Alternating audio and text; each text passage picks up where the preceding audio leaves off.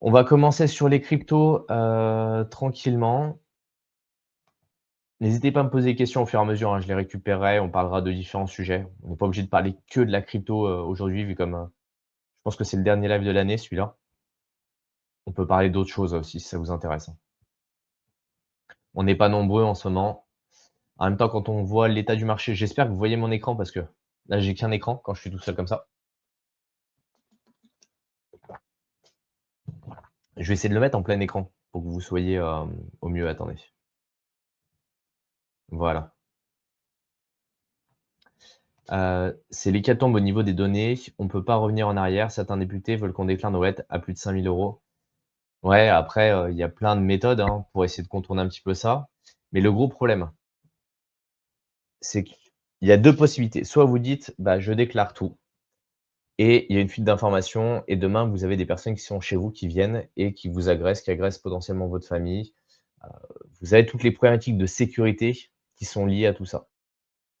Deuxième possibilité, je parle pas de celle d'Henri L'Archevêque que je ne trouve pas, cohérente.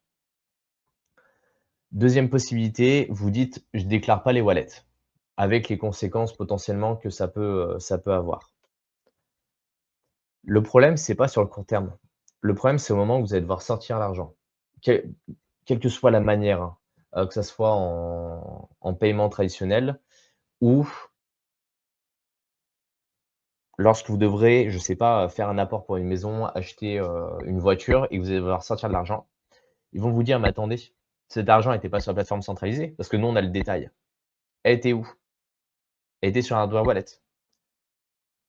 et là, vous êtes bloqué, en fait et là, vous êtes bloqué. Vous allez pas pouvoir dire: «Bah non, elle sort de nulle part» et là, ils vont dire: «Mais attendez, c'est de la fraude qui est aggravée parce qu'en fait, vous saviez qu'il fallait déclarer ce hardware wallet». Vous pouvez pas dire: «Bah non, je savais pas» parce que vous êtes dans l'écosystème des cryptos et c'est un choix de ne pas l'avoir déclaré. Soit certaines personnes aussi, elles s'amusent à dire: «Bah, on va, mettre, je sais pas, 4 900 € sur, différents wallets», comme ça on est en dessous du seuil des 5 000. Déjà d'un point de vue logistique, ça demande c'est assez sportif, hein. Faut être honnête parce qu'il faut des wallets qui soient complètement séparés, pas uniquement des comptes séparés et surtout la crypto ça varie.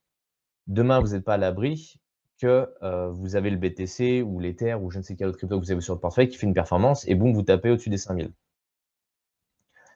et là, si jamais vous vous tapez un contrôle, parce que le jour où vous allez devoir rapatrier vos fonds, bah, ça va déclencher un contrôle du fait que vous êtes pas dans les clous. Automatiquement, c'est de la fraude aggravée et ça va passer sur, potentiellement du pénal. C'est ça le problème, en fait, derrière tout ça. C'est c'est une vraie problématique, ce genre de choses. Après, pour en avoir parlé avec un avocat fiscaliste, cette partie-là sur la déclaration des wallets auto-hébergés, du cold wallet globalement, ou même des MetaMask, tout wallet, non custodial, il dit que ça a quand même peu de chances de passer, dans l'état actuel. Mais ce qui ne veut pas dire que ça ne le sera pas, d'ici 1 ou 2 ans, hein. Alors tout sur les cold wallet avant le 31/12, c'est déjà censé être le cas. Tu es censé déjà tout avoir sur un cold wallet. Donc c'est pas le moment où il faut, se dire qu'on va tout déplacer. Après le DEX, c'est très bien, mais tu peux pas récupérer des fiat et à l'heure actuelle, on vit dans un monde de fiat. Quand tu vas acheter, heu, du du pain ou je ne sais quoi, tu as besoin d'euros. En France, en tout cas, je parle et il y a peu de pays où tu peux te passer des fiat et même si jamais tu venais acheter un service en crypto, tu achètes, je sais pas, un appartement, une maison en crypto et autres, d'un point de vue légalité, tu es censé déclarer. C'est un événement qui est imposable. Il faut se le rappeler ça, hein. Alors, c'est déjà voté définitivement. Je crois que c'est en discussion parlementaire mi-janvier. Je ne sais pas où ça en est exactement d'un point de vue juridique. Ce qui est sûr, c'est que, le Sénat a voté le plan de finances et DAC 8, c'est européen. Donc c'est même pas lié à la France et c'est un petit élément à travers un énorme plan de finances. Donc en fait, la partie, crypto, ils en ont rien à secouer et s'ils peuvent aller récupérer du pognon, ils vont le faire. Oui, en discussion sur la partie, wallet, c'est effectivement en discussion. Mais, de mémoire sur la partie Récupération des informations automatique, non, c'est pas en discussion, ça a déjà été acté. Après, des fois, certaines lois ne sont pas toujours très suivies. Là, le problème, c'est que c'est de l'automatisation, en fait. C'est que c'est de l'automatisation. La récolte de l'information, elle est automatique et les plateformes centralisées, vu ce qu'ils gagnent avec, le marché européen, ils vont pas se fermer l'ensemble du marché européen et ils s'en foutent de filer la vos informations. C'est pas leur problème en soi. Donc bon, c'est toujours le problème, c'est que les lois, elles s'empilent. Il y a des pays où les lois s'empilent comme la France et après le jour où il y a un problème, bah, c'est vous qui ramassez. Nul n'est censé ignorer la loi, hein. C'est un peu le la solution de base, hein. Au sujet de la déclaration, perso, je clôturais toute une plateforme centralisée, j'ai tout mis en décentralisé. La question au niveau de la sortie des fonds, comment faire si une expatriation, c'est OK? Alors déjà, tu vois, il y a 2 questions. Pour moi, clôturer toutes les plateformes centralisées, c'est pas une solution. C'est pas une solution parce que pour faire du on-ramp, off-ramp, tu vas en avoir besoin. Ceux qui disent: «On passe full MT pèlerin», ils sont sur la loi suisse, ils y viennent aussi, hein. C'est juste une question de d'1 an ou 2, hein. Vous allez pas plus gagner et les Suisses, c'est pas, ils déclarent aussi, hein. Faut pas croire que tout est transparent, que, vous allez pouvoir échapper complètement au fisc comme ça. Ensuite, la partie sortie des fonds, c'est pareil. C'est que le jour où tu rapatries des fonds en fiat, on va te demander de justifier la provenance. Si tu es pas capable de justifier la provenance via des traces, bah, en fait, on va te geler tes fonds. Le système financier actuel pour l'anti-blanchiment d'argent fonctionne comme ça. En France, on a Tracfin, il y a d'autres équivalents, dans des pays et hem et ça, c'est un problème, fondamental. La partie expatriation, à l'heure actuelle, il y a pas d'exit tax sur les cryptos. À l'heure actuelle, je dis bien et je pense que ça va changer parce que je vois pas pourquoi ça changerait pas vu comme ils tapent, sur tous les secteurs. Et pareil, demain tu t'expatries. Tu vas, je sais pas, tu vas à Dubaï, tu vas parce que c'est un peu les destinations où les mecs aiment bien aller parce que c'est écrit zéro taxe. Mais dans la réalité, vous verrez qu'il y a plein de pays qui sont, très bien, où il y a un peu de taxes et qui sont tout à fait corrects. Tu vas te ramener, là-bas, tu vas vouloir mettre, je sais pas, ton BTC ou, tes Ethers ou je ne sais quelle crypto ou, sur un compte en banque et là, ils vont te demander de justifier. Il y a certains pays où la tolérance est plus ou moins importante et ils vont te demander la provenance des fonds. Il y a le fisc, il est de partout dans le monde, hein. Il y a des fiscs qui sont différents, ils demandent plus ou moins d'informations. Il y a des pays où ils sont plus ou moins regardants, il y a des taxations qui sont territoriales, il y a différents sujets.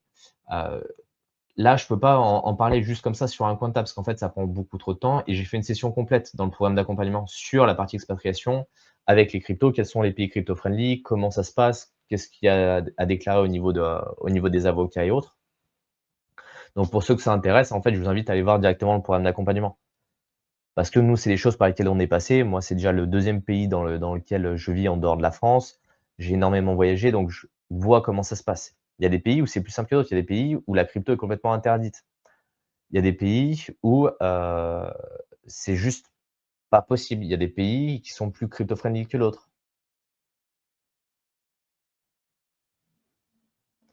Donc la solution, c'est de déclarer, c'est ça, bah, c'est de déclarer en fait le compte Binance et pas dire qu'on a une ledger. De toute façon, s'il y a ton nom chez Binance, le fisc français, il y a déjà de très fortes chances qu'il l'ait et après ça sera envoyé automatiquement. Hem, oui, ça devient automatique, obligatoire sur toutes les plateformes régulées de PSAN. Voilà, c'est ça et en fait, le marché européen ne sera accessible qu'aux plateformes PSAN et après, pas dire qu'on est ledger, aujourd'hui, il y a pas d'obligation. Tant qu'il y a pas d'obligation, moi, je le déclare pas. Le jour où il y a une obligation, je suis plus sous le fisc français, mais voilà ce que je conseille. Mais le jour où il y a une obligation à déclarer la ledger, ben, nous, on peut que vous recommander d'être dans les clous. On peut pas vous dire demain ne déclarez rien parce qu'on connaît les conséquences et on bosse avec des fiscalistes. Donc, ils nous expliquent ce qui se passe quand il y a des litiges, quand il y a des cas, au niveau du pénal ou autre et quelles sont les conséquences. Et aujourd'hui, Ça reste du déclaratif. Si tu laisses rien sur ton compte Binance, je prends le cas. Vous avez une plateforme centralisée, un Binance, un Kraken, un Coinbase, ce que vous voulez. Vous laissez 0 € dessus. Demain, ça fuite, parce que ça arrivera. Les fuites au fisc, c'est pas la première fois, c'est pas la dernière fois. Votre nom va fuiter, comme quoi vous avez un compte chez Binance. Il y a pas de fonds dessus. Par contre, ce qui est problématique, demain, vous avez 30 000, 50 000, 100 000 € chez Binance. Déjà, il y a le risque potentiellement de Binance ferme. Ça, c'est autre chose. Votre nom fuite, c'est écrit Monsieur Untel, 100 000 € habite à tel endroit. Il n'y a pas besoin d'avoir fait un bac+8 pour savoir qu'en fait, vous allez devenir une cible privilégiée. C'est ça le problème. C'est la corrélation des informations ensemble. Ou si par exemple, dans votre déclaration fiscale, on voit que vous gagnez X milliers d'euros par an et qu'en plus, heu, vous avez des comptes crypto, les mecs, ils vont vite faire le lien entre les 2. C'est ça le problème en fait, c'est cette corrélation d'informations. Alors la fuite avec de chez Ledger, les gars, faut vous calmer en fait. Ça fait, plusieurs années, c'était la partie commerciale, ceux qui avaient acheté. Il y a eu entre temps, il y a eu des fuites chez Trésor, il y a eu des fuites chez plein